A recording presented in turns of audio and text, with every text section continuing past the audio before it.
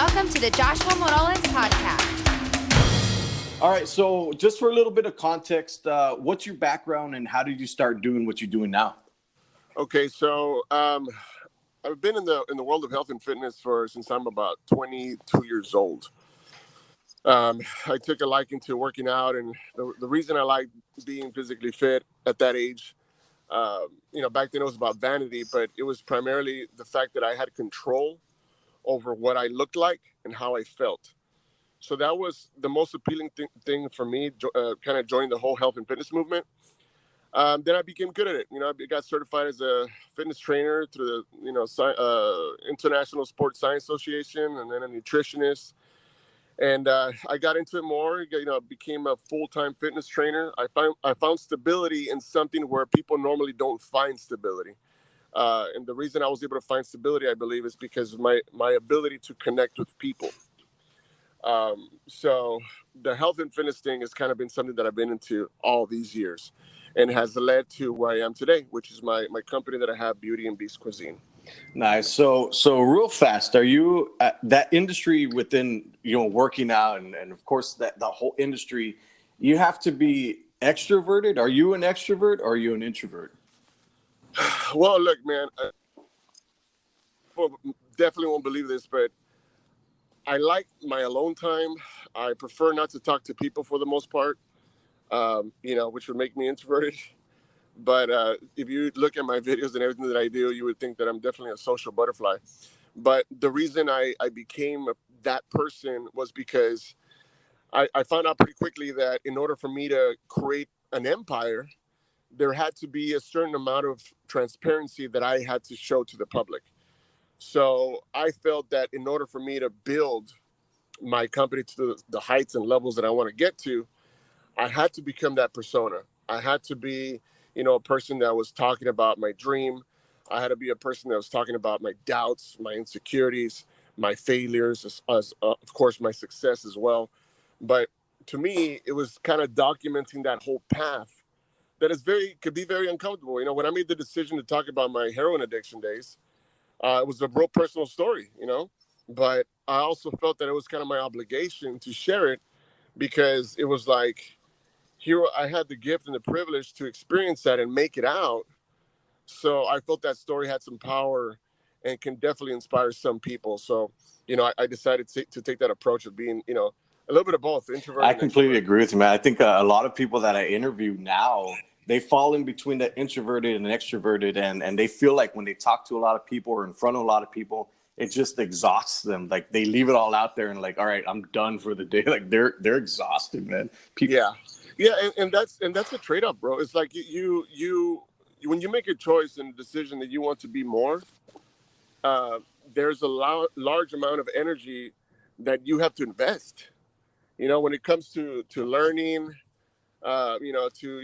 expressing yourself, surrounding yourself with certain people and energies, and definitely when you're expressing yourself constantly, well, that requires a lot of energy, which means you're gonna, it's gonna drain you. So there is a small sacrifice that you have to pay for that. Definitely. So I know you were talking about obviously going into the working out industry, and now you're doing other things as well. But I feel like there's a ton of people that are going through life that don't really know what they want to do. So they try a bunch of stuff, and a lot of people label them like, oh, they're unstable. I don't want to be with this person. They're too iffy, and they're doing all these things. Right. Do you think that's necessarily a bad thing, or is it a good thing? What are your thoughts on that? Well, look, I mean, we have to be realistic in the area of like, there was a time when I didn't know what to do. There was like, when I came back from addiction, I felt lost. So the way I found clarity and I found myself at that point, one of the things that I told myself was that I said, okay, I'm not sure what I want. Like I wasn't sure, but what I did know was that I wanted success.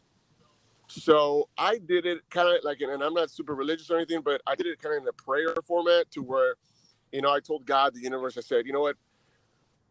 I want success. I want to better myself. So I felt that I left the window of opportunity open, and I had to have the ability to identify an opportunity when I saw it. And when I saw that opportunity, I took it. In my case, it was meeting my wife, her making food for me, and me recognizing that she had a unique product that I can move and I can sell, you know? So did I know that I was going to start a company? No, I didn't. Did I know that I was, we were going to come up with a protein donut that was going to be, popular? No, I didn't. But I was able to see the opportunity, and I was also able to see the amount of work that it was going to take that opportunity and actually make it something. So that's kind of the approach that I took with that, So if you're lost, if you feel lost, that's completely normal. Like it'd be kind of strange if you knew from day one what you're going to do. Being lost is normal, but what's not normal is staying lost. Is staying lost in that feeling of not knowing what to do, where the weeks go by, the months go by, the years go by, and you're still lost. So finding clarity to me is saying I want to be successful. I want better things for myself. And then having the awareness to identify when that shows up. Yeah, I hear a ton about people not liking change. So, like, for example, for me, when I was starting my business, I had to cut off a lot of things, a lot of friends, and they were like, "Well, you changed," and nobody likes that. Yeah. Nobody likes change, man. Yeah, it sucks. It's hard. It sucks, man. Yeah, it is. When I decided to change myself, I had a certain reputation of, being vanity guy, the guy that's just about his body and, selfish and, chicks and pretty much the same, reputation that any fitness trainer has. Mm-hmm. So when I decided to change, it was difficult because it's like people when they see you, they see who you used to be. And when you're trying to present a different person, right, because you're making some changes, that is confusing to certain people. So those people, if they're truly your friends, they accept the change and go along with you. The reason that we disconnect from people is because we notice that those people are bothered with change. And we're able to recognize that in order for us to create a different life, whatever that may be, that those people that are seeing the old you affects you. And that's why cutting those ties is so important. And another thing that makes it really hard is that it might be a person that you really love. It might be like you might have this loyalty to this person, and to sever that relationship, to cut those ties is it's a part of it is, you feel a little sad. You wish that this person would have been along the ride with you and accepted you and kind of, wish the best for you. But if you don't see that, you have to cut those ties. And that's why change is hard, man. That's why there's a study that shows that after the age of 25, the odds of you changing are fucking slim. Wow. Because it's like the only way, like you look at me, I changed at, I had my rock bottom at 31, but I changed because of trauma. I was in rehabs, homeless, fucking heroin addict, crackhead, all this shit. So I hit rock bottom, and that trauma catapulted me to change, and I realized where I was at. So there's a big baggage that one carries when you decide to change, and it is very freaking hard. Yeah, nobody ever really talks about the struggles in life, and a lot of people are just going through life. That social media image of the perfect person, the pictures of family. Yeah. I think that stuff is just a lot of bullshit, and it's life isn't like that, man. No, it's not, dude. It's fucking hilarious. Like, people tell me, like, man, dude, like, you built the company, that's so amazing, and like, fuck, you got these stores now, and da-da-da. And I'm like, dude, like, you're seeing the end result, but what you should be asking me is, how the fuck did you get there? Like, how difficult was it? And it's the process is what we should be talking about, not the result, because the result may be misleading. Like, you're like, oh, wow, look, this guy's doing this and this and that. I can do that, but going into something and realizing how much work it's going to take, that's what we need to be hearing more of. Yeah, definitely. And then also, now that you started all this, it's a whole nother venture. It's a whole nother thing now. Yeah. So you touched on success. What does success look like to you? It's one of the things for me is being, the most important thing, obviously, for me, is being happy and being fulfilled. I felt I'm as happy now as I was when I got back from addiction, man. I felt I had a second shot. I felt, having another opportunity to rebuild myself in those moments when a person might have said, man, I'm broke, I don't have anything. Like, man, I only have a couple of pair of pants and a tennis shoes and a couple of shirts. Even in those moments for me, it was like I was able to recognize that I have a second opportunity, that I felt fulfilled because of that, and I went forward with that. So success to me is being happy, and of course having financial freedom, not stability, financial freedom. That to me is No, success. I completely agree. When I was working with my last company, and I got pushed out, and I asked them, like, well, what's the deal? I said, I'm only into money. At that time, I probably was, and I still have money. Money has a lot to do with a lot of like financial freedom. Of course, I'm all about that. So that goes into my next question. Selfishness. Do you think it's necessary for an entrepreneur, for anybody, to be a little selfish sometimes? Absolutely, dude. Being selfish is what got me where I'm at today. When I became selfish is when everything changed, because now all your energy is being funneled to you. You're not sharing that energy. Now, being selfish is, when people hear the word selfish, it's like, they take it in a way where it's negative. They're like, man, dude, but you shouldn't be that selfish. It shouldn't be all about you. you know but the thing is, if you want to be in a position to help, if you want to be in a position to influence, you must be fucking selfish. Like, that's the only way that you can get to a point where you can help somebody. Because if you're broken, how can you help me if I'm broken? You know what I mean? All right. Like, I cannot influence you or help you if I am lost. So in order to find yourself, there has to be that selfishness to you.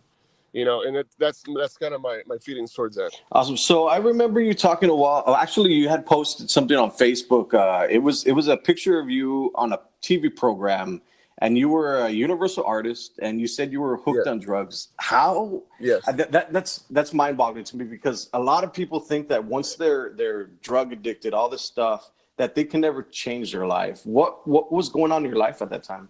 It's the thoughts that any person that's depressed gets, which means I'm alone. I tried and I couldn't, I saw no progress. And because of that, I started to dwell even more. I was shooting up to 24 times a day, dude. Like, Wow. I mean, I'm talking a guy, I was done. I was gone. My mom, my family let me go because they noticed that, I just didn't want to change and I couldn't. They let me go, which that's the time when I became homeless. And it was real scary, man. There was times that there was two instances that were pretty monumental for me. There was a person that saw me walking from the bridge, under the bridge, to a crack house that I was heading to, and they pulled over because they recognized me, and they said, Carlos, and I was weighing about 185 pounds, and they're like, hey, like, they looked at me like, what happened to you? And I remember trying to fake it, right? I was like, oh, I'm fine. I'm just doing cardio. Trying like fucking it's like hilarious. Like, I looked horrible. And that person left. And then I told myself, I was like, oh my God, like, the people that I would see on TV that are lost, and like, I'm that person now, Wow. So I was drowning in despair and just depression, man. It was really hard. So what was it that made you decide that enough was just enough? I remember fear. Fear is what did it. Towards the end, the last rehabilitation center that I did was in Mexico, in Cancun. And I remember coming back and thinking to myself that I really wanted to do more heroin. And my body was craving it madly. And in that moment, I remember thinking and praying. I got home and I got on my knees. And this part I talk about pretty often. It's in my book. I talk about where I fall to my knees and I'm praying, right? And it's pretty typical, when we're lost, we like to pray because you're lost. And I got on my knees and I told God that, I told him that you've seen me try. You have seen me try to leave this drug, and I cannot. I cannot do it. I need help. Like, I need somebody to help me. And I remember, and this sounds kind of like movie-like, but my sister always had the radio playing in the kitchen. And a song by Michael Jackson, the one that Man in the Mirror came out. Mm-hmm. And I heard the lyrics, dude, and I just started crying, dude. It was like, I'm asking you to change his ways. No message could have been any clearer. If you want to make the world a better place, take a look at yourself and make a change. And when I heard that, my next thought was, I remember I had an uncle who lived in Mexico that used to be a drug addict, but now he was a drug rehab counselor. So in that moment between the fear of me dying a heroin addict and knowing that my children would say my father was a heroin addict, that fear allowed me to start my change. That's when I moved over. I moved to Mexico City. I moved to Puerto Vallarta. Wow. And this was going on while you had children already. Correct. Yes, sir. Wow. Yeah. Wow, man. Children is crazy, dude. Like family, the way you just position your life and how everything falls, I'm sure you're a huge inspiration to your children now. Yeah. I mean, especially with the company, man, because everything that's happened today that we're in, I told them would happen when it started, which is really awesome because they get to see what hard work does, what thinking does, what being cautious does. So it's a beautiful, beautiful thing. I'm very, very fortunate in the fact that my kids actually remember day one of the company, which That's is awesome. And that started in an apartment, right? Yeah, we had a little apartment, man, that we started in. So let's talk about Beauty and the Beast Cuisine. How did that start? Well, like I said, when I was lost and I came back and I was looking for opportunity, I realized that being a fitness trainer was not going to get me where I wanted. Those were my thoughts at that point. So, I started to get into, the classic motivational, videos and books. And I started to realize that I started to believe, I should say, that I had full control of my life and that I decided what happened. So when I took on that mindset, that way of thinking, along with, attracting success in my life, and I also wanted to find a wife. I was like, I want to get married. Like, I really wanted that. Like, I was like, I had already done the whole thing of being a player and all that. I was like, I want a woman that wants to be with me, and I want to be with them, and I want to build something with that person. So I wrote a letter to my wife before meeting her. It was like a 2-page letter. And in that letter, I talk about how much I cared for her and loved her and that our life was beautiful, along those lines. So I'm a little more descriptive, but I talk about that. 2 weeks later after that, I meet my wife, Francesca. Wow. It's funny. And so I meet her. I immediately did, like the weirdo that I am. I was like, I wanted to fucking marry her. Like, I just, and she, of course, that didn't ring too well with her. It was kind of like, this guy's fucking weird. It's like, hey, calm down, like, slow down. We just met and all that. So fast forward, 4 or 5 months, me loving her and caring for her, I move out of my sister's house and I rent a tiny little apartment. And I told her, I was like, why don't you try moving in with me? Like, let's, move in. And I convinced her, I'm a good salesperson. So she moves in and she's in my apartment. And then she realizes that I'm spending a lot of money on food. So she's like, you know what? Let me start cooking for you. So she starts making meals for me. And I'm like, holy shit, this tastes really good. And it was like, holy shit, it's healthy and it tastes good. So to me, it was like, the next question was like, can she do 300 plates, like taste the same as this one plate that I'm eating right now? So that was the venture, man. We started there and I started telling clients that, that I'm selling food that's healthy food. And I pretty much donated my furniture to somebody that needed it. And in my little apartment, I was paying $500 a month in rent. The bottom floor, it was a 2-story. The bottom floor, I converted it into a kitchen. I rigged 2 ovens, 3 fridges, and a freezer. Wow. And it was a full-on kitchen in the bottom, dude. And I had this rule. I was like, I'm not going to leave this apartment unless the business tells me to leave it. And honestly, that has been the smartest thing that I did, because when I left my apartment, we're making somewhere between 400 to 450 meals a week. Wow. That's pretty awesome. So, yeah, so we're generating some cash, and that was kind of the beginning, man. That's awesome, man. So working with your wife, I know for me personally, when I was starting this whole venture, I was switching out careers.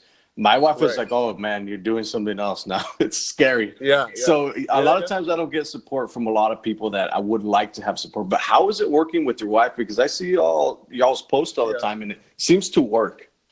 Yeah, it does, man. Look, that is a question that I get pretty often. Like, man, you guys work together. You don't get at each other's throats, and you don't get pissed off. I'll be honest with you. The first 6 months were the most difficult months when it came to our relationship and work. It was a lot of like, you meet somebody, and when you meet somebody, you show up to that relationship with luggage. Okay, so it's like, for example, somebody's hurt you in the past. You know, those walls that are keeping you safe are the same walls that are keeping out opportunity and a new love, right? Mm-hmm. So it's like, it's kind of like unloading that luggage together, and being able to get to a point where let's start our life without this luggage so it doesn't affect our present and our future. So I felt that I was able to do that really well with her, and which brought a lot of clarity in the relationship. And us working together has been great, man. It was, the first 3 years was tough, and not us working together, it's just the amount of work Right. that we were doing together. But yeah, it was challenging the first 6-7 months for sure. Wow. So do you feel anybody can become an entrepreneur? Um, Shit, no, dude. Like, I would probably said yes a long time ago, but the reality is that the entrepreneur game is a game of evolution, and if you are not growing, you're dying, and that is a fact. And what I mean by that is my company, like right now, this year, the first year we made about, 45,000, 50,000, something like that year, which is great for the fucking first year. And I wasn't paying rent, I wasn't paying shit, so it was all for us. The second year we made like 600,000, and then the third year was a million. Fourth year was 2.2 million. Or no, third year, no, it was sooner. Third year was no, fuck, I don't know if it was the second or third year, but we made 2.2 million that year with one store. One store Nice. did that. And then the following year we did 2.9 million. I was fucking hoping we did three, but we did 2.9. This year we'll do somewhere between 3.5 to 3.8 million in sales. The reason I'm telling you that is that the person that I was when I started and the person I am today is a completely different person. So if you're not into change, if you're not into evolution, you will die. Your company will perish, because the only way, it's like a child. I always compare it to a baby. When you have a baby, does your baby stay at 1 year old? Nope. No. He grows to 2, and he grows to 3, and he grows to 5, 10, 15. And what we're trying to do is to ensure that our child has all the tools so he's able to do well in school and in life, right? So for me, the child is the company, and the child, you're the parent. So if you're not able to give this child the tools, your child will not do well in life. And in the entrepreneur world, if you have a service or a company, you must be into evolution and you must be into change, because if you're not, you're wasting time. I love that analogy. I've never heard it like that. So sales is probably one of the hardest professions in the world, and it's probably one of the most rewarding. Yeah. What is the most valuable skill you think that somebody should learn, and why? Well, sales. Yeah. For me, it's like, if you don't have sales, you don't have shit. I mean, that's just the raw reality. Some people like to have plans and all this kinds of shit, and then they have no sales skills. So you don't have no company. You need money. You need to pay people. You need to pay yourself. You need money. So, for example, I had a talk at the UTRGV. The professor, John Sargent, invited me to speak to some business kids that are in college. So one of the questions that I got asked was like, did you have a business plan? And I said, no, I did not have a business plan. I was broke. And that urgency allowed me to create something. So the first thing that I felt that was very, very valuable is my ability to sell a product. That was like the number one thing. I started to sell something I believed in. And it's really important, if you want to do something great, if you want to reach some kind of numbers that are just like, wow, not the norm, you really have to believe in what you're selling. So to me, having a sales persona, or recognizing that you do have to sell, that was my thing. Because for me, it was like, if I can sell a lot of food, a lot of plates, and if I can sell, the most we sold right now has been 27,000 meals in a week. Wow. So for me, it was like, if I can hit those numbers, then I could start to form a company, and I could start to bring in the right people, so I'm able to form a good company that can last 10, 15, 20 years. So selling to me, bro, is like the number one thing, man. Before you start anything, you better be selling. So you're pretty much telling me like it doesn't matter how you start, just start. Yeah, yeah, dude. Because the thing is, there's so many, especially now, man. There's so much information out there. It could get confusing. So, and I recognize that. So, sell until you start to see that your numbers are growing, and and then you start to see, you know what? I think this is working. I think I can do something now. So that was the route that I took, man. So one of your hats is also you're a motivational speaker. Yes. It took me years to actually get off the couch and do something. I remember like I was listening to motivational stuff like for 4 years before I decided, you know what, fuck this, I'm gonna go do something. Do Right. you ever feel like it's a waste of time for most people? What do you mean? A waste of time for what?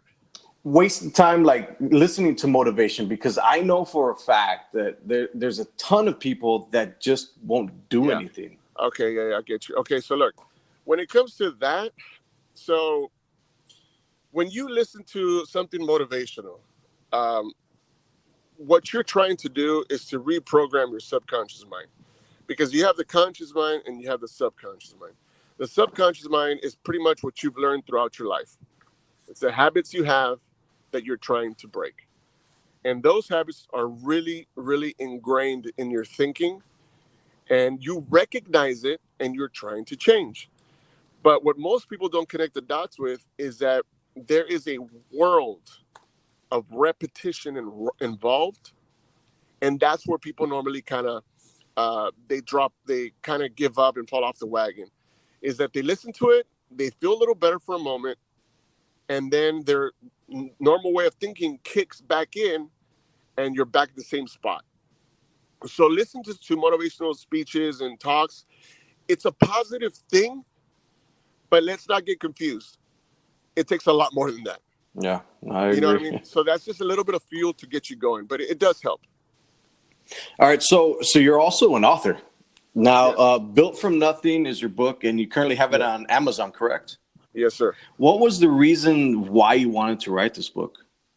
The reason I wanted to write it, man, when I started that book, I had an end result in mind. I was like, I never had thought about writing a book, really, but I got really inspired because I felt that, I work a lot with the future. Like I use a lot of my future potential as fuel.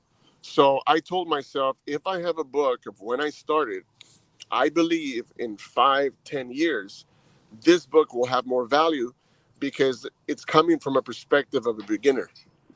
So all that book is, it's pretty much from my life coming out of addiction and how I built the company to that point, which has grown a lot more since then. So I just felt, and I also like the fact that if I died, I had that book that my kids could go and see my story. So, those are honestly the primary reasons why I did it. Got you. Who's this book perfect for? It's perfect for the person that's looking for inspiration. It's perfect for the person that wants to make a change. And when a person wants to make change, when you say, I want to change, like when you really are serious about that decision, your brain, your mind, your awareness is going to instinctively look for fuel for that change. So if you're in a position right now that you're in a transition spot, like you feel like you're not where you want to be, but you need to get moving, this book will help you. Awesome. That's good to hear, man. I think we need a lot more like that, stuff like Hell that here in the Valley specifically. shit, yeah, dude, absolutely. So I cannot go without talking about advertising. Of course, I'm a digital marketer, but from Yeah. the digital marketing aspect, you all use quite a bit of ads on Facebook and Instagram for Beauty and the Beast Cuisine. How's that working for you? Okay, so I had a huge breakthrough almost 5 years ago. I got into a guy that you're into also, Gary Vaynerchuk. So close to 5 years ago, I listened to this fucking hour seminar he had. And in that seminar, almost 5 years ago, he said, and this, to me, this was a game changer for the company. He said, if right now you have $1,000, he said, put it into social media, Facebook, one day. And I was like, $1,000 of an advertisement in one day? This guy's fucking crazy. And I was like, fuck it. Why would I do that? I was like, fuck. And I heard the whole seminar and I was like, it made a lot of sense to me. Like, I see why he was saying it. It felt very risky. So what I did, I didn't have $1,000 to put down. I had 300. So what I did, I told my wife, I said, you know what, babe, she's got a degree in advertisement and marketing. And I said, all right, you know what, babe, I don't have a fucking degree, but I'm pretty fucking creative. I was like, so we kind of did something that we felt was smart and creative and that the people would like. And we fucking said, all right, let's do it, babe. Let's put $300 in one day. So we put $300 in one day and we sold $5,000 in that day. Nice. So it was like, I thought I had found the Holy Grail, dude. It was like, holy shit. And then I noticed that nobody was doing it at that time, really, here in the Valley. So what I did, dude, I went all fucking in, man. Like, that's why I went from like, a couple 100,000 in a year of sales to $1 million, dude.